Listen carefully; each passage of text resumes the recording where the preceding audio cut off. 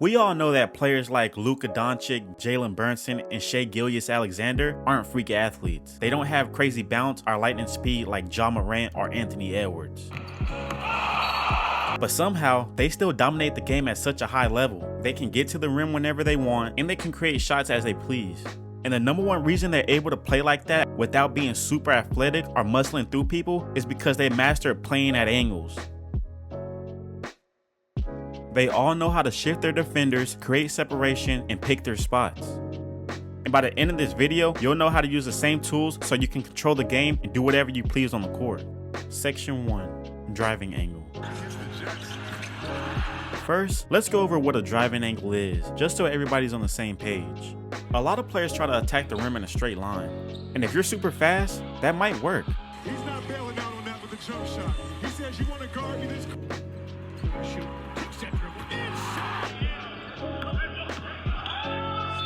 But 99% of the time, the defender is going to be ready for that and cut you off, especially if they can move side to side quickly. Most brutal places to play regardless. It's very gets it with 5 in the shot clock.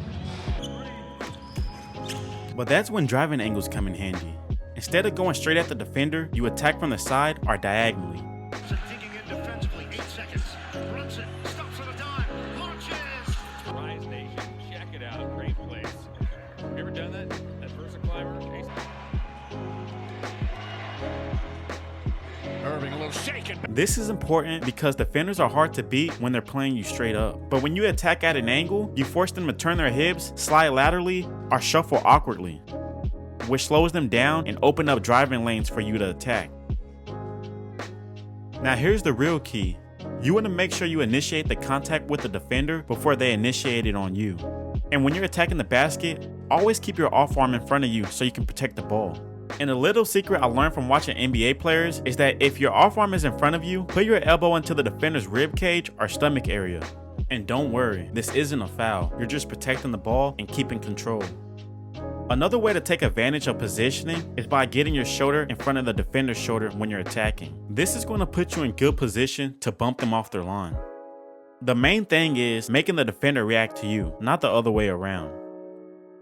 When you're dribbling, you're not just going downhill. You're choosing the right path that gives you the best opportunity to make a play. Whether that's attacking their back foot, going shoulder to hip, or going around them. That's how elite scorers like Brunson, Luka, and SGA get to their spots. They don't rely on pure speed. They rely on timing, angles, and body control.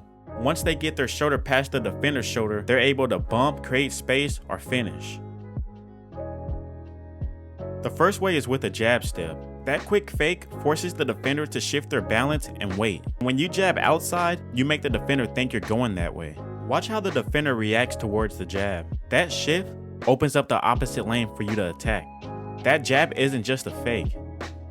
It's a smart move that opens up the lane you want to drive into. The second way is by attacking the defender's feet and hips.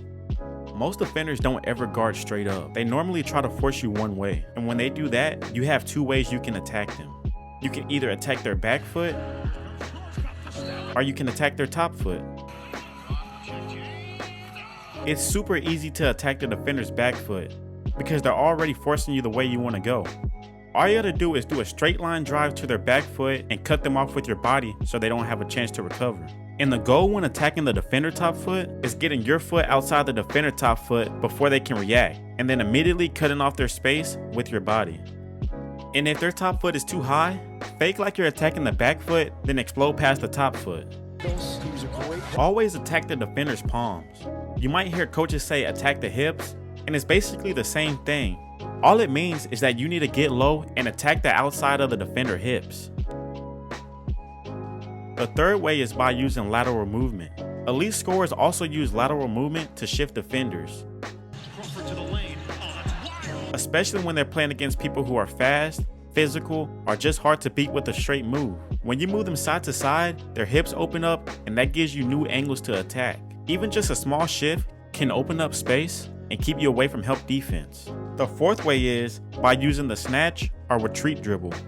If your first angle gets cut off, don't force it. Use a retreat dribble or a snatch back to reset.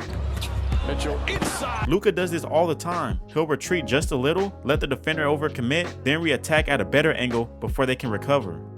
Section 3. Using your body to seal the angle.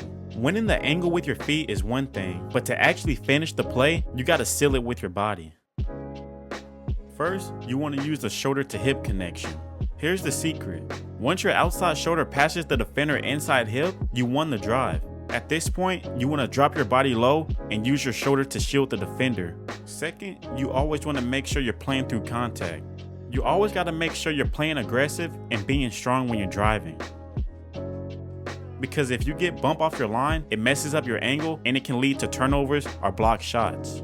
Third, snaking to reset. That means zigzagging your path to keep the defender behind you. Chris Paul is known for doing this. Sometimes he'll get cut off, then snake around with quick steps to reset his angle and keep control. You don't always have to go straight to the rim. Sometimes controlling the angle is more important than speed. Section 4. Finishing angles at the rim. Getting to the rim is only half the battle. Finishing is where angle control really matters. The rim becomes a tool, an extension of your attack. First, let's talk about contact finishes. Even if you don't initiate contact right when you drive, it's not too late. You can still create contact right before you shoot. That was a prime example. You can bump and lean into the defender as you're going up for your shot, just so you can throw them off and stay under control. Next, let's talk about near side versus far side finishes. Depending on the angle you took to get there, you can finish on the near side, which is the closest side to your drive, or you can go to the far side and use the rim to protect your shot from shot blockers. Knowing when to switch it up makes a huge difference. Alright, moving on to angling your body to draw fouls. When you lean your body across the defender's chest or shoulder at the right time, you can draw contact and get fouls without losing balance. It's all about staying in control and finishing through your angles. SGA is a master at doing this. Section 5. Adjusting when angles close. Let's be honest, sometimes the defender is going to cut off your angle. It happens. But the best players don't panic, they adjust. So let's go over some moves you can do when the defender cuts you off. The first move you can do is the spin move. When your drive gets cut off, a quick spin lets you shift your direction and create a brand new angle without having to reset. The best time to use the spin move is when the defender momentum is still going the same way. The next move you can use is the Euro step.